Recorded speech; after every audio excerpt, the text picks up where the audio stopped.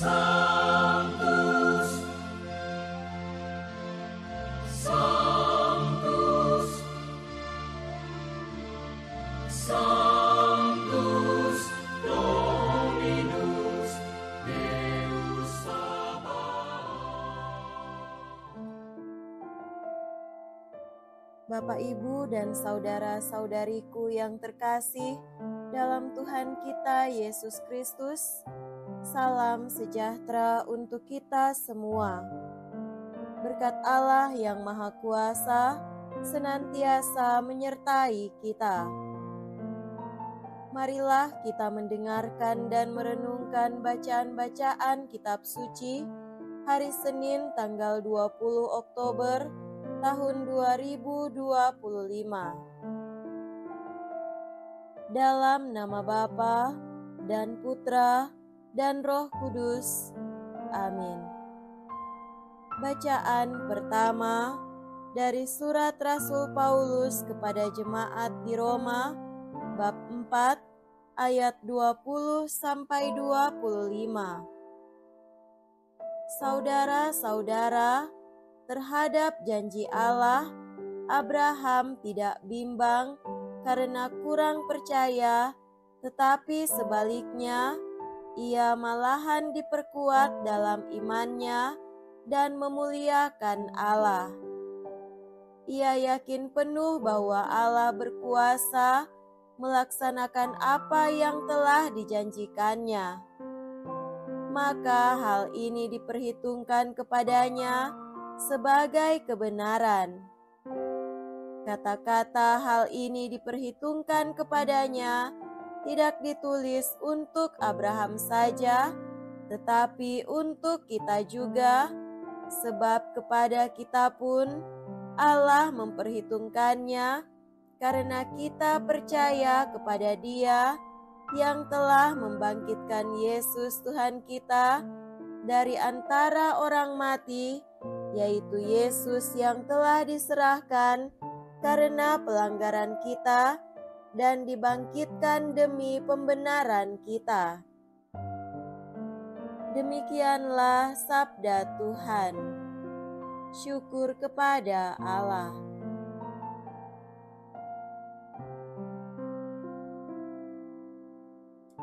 Semoga Tuhan beserta kita sekarang dan selama-lamanya. Inilah Injil suci menurut Santo Lukas. Dimuliakanlah Tuhan. Injil Lukas bab 12 ayat 13 sampai 21.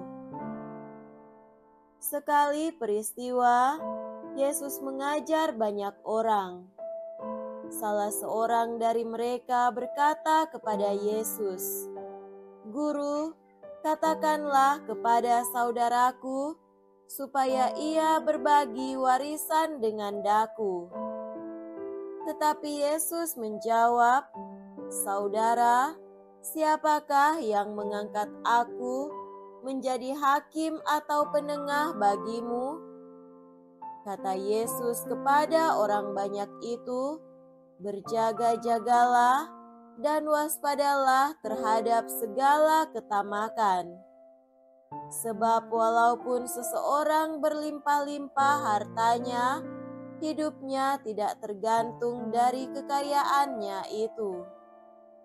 Kemudian ia menceritakan kepada mereka perumpamaan berikut.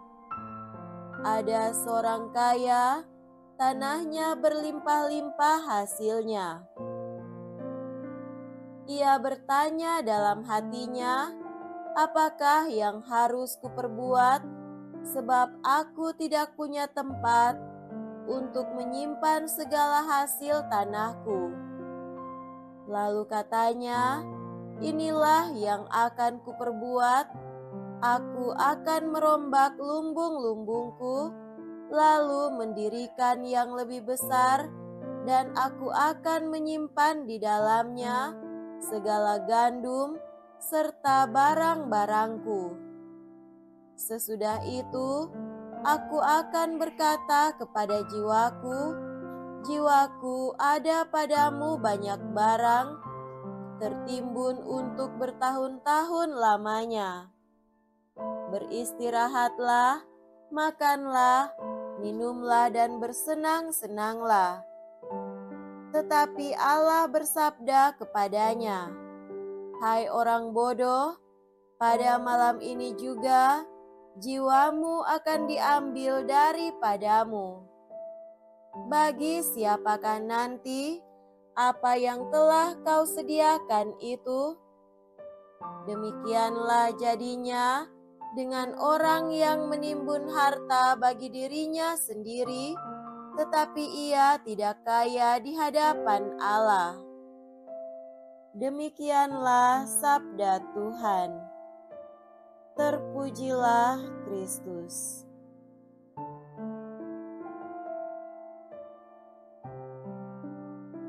Saudara-saudariku yang terkasih dalam Tuhan kita Yesus Kristus, tema renungan kita pada hari ini adalah menjadi kaya di hadapan Tuhan.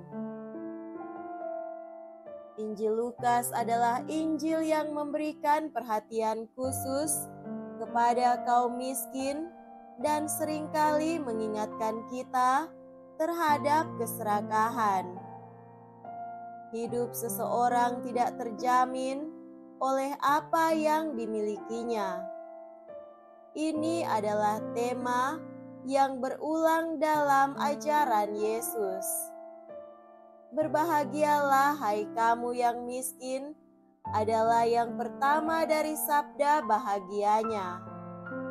Namun, sangat sulit bagi orang Yahudi untuk mencernanya sebab kekayaan dianggap sebagai berkat dari Tuhan. Saudara terkasih, bacaan Injil hari ini mengajarkan kita bahwa harta benda dapat menjadi Allah palsu. Dan orang-orang sering menyembah Allah-Allah semacam itu. Dalam pengalaman kita, orang-orang seperti itulah yang paling berkekurangan. Sebab mereka tidak benar-benar memiliki apa yang mereka miliki. Apa yang mereka miliki tidak memuaskan mereka, dan hanya menjadi umpan untuk akumulasi lebih lanjut. Keserakahan adalah jurang maut dan tidak ada yang dapat memenuhinya. Bagaimanakah kita mengukur kekayaan kita? Biasanya kita mengukurnya dengan memeriksa berapa banyak yang kita miliki, tetapi kenyataannya adalah bahwa kekayaan kita yang sesungguhnya terletak pada apa yang kita berikan dengan cuma-cuma.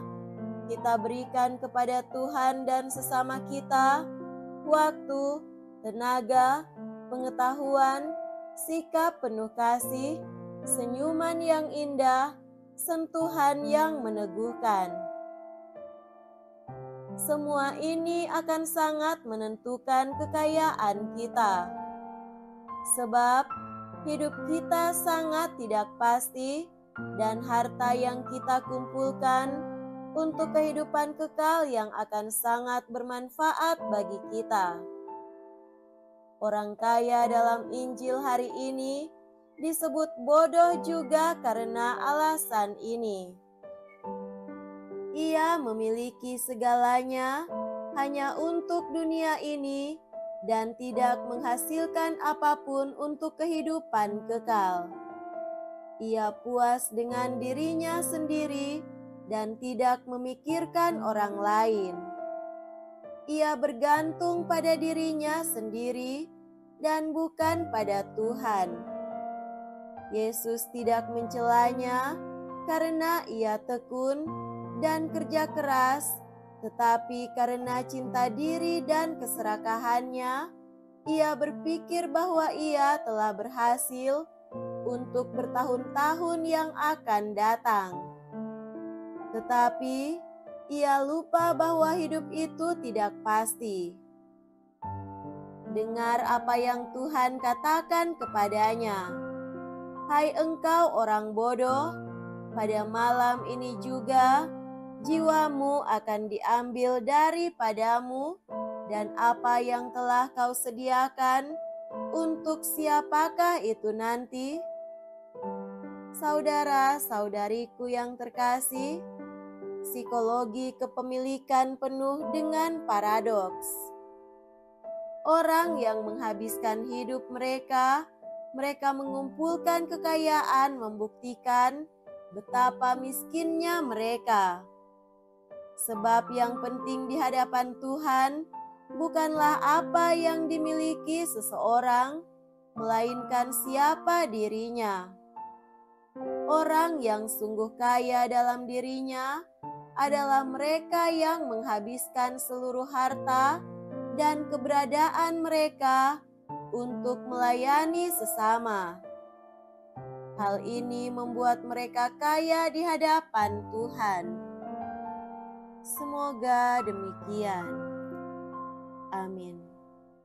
Dalam nama Bapa dan Putra dan Roh Kudus. Amin.